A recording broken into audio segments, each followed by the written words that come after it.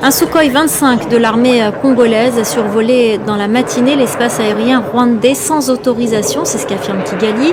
La République démocratique du Congo, qui a déployé ce dimanche 2 avions de chasse russes pour lutter contre le M23, a parlé d'un incident malencontreux, un incident dans un contexte très tendu entre les deux pays. La correspondance à Kigali de Clément Diro. Le gouvernement rwandais parle d'une provocation inacceptable suite au bref survol non autorisé d'un avion de chasse congolais. Kigali a publié un communiqué à la mi-journée affirmant que les autorités de Kinshasa ont reconnu l'incident et qu'aucune action militaire n'a été prise par le Rwanda. L'appareil est donc retourné en RDC à la base de Goma, une ville frontalière qui cristallise les tensions entre les deux pays. Le 31 octobre dernier, plusieurs milliers de personnes y ont manifesté contre le Rwanda. Kigali est régulièrement accusé de soutenir le groupe armé M23 qui gagne du terrain dans l'est du Congo. Le Rwanda réfute ces accusations.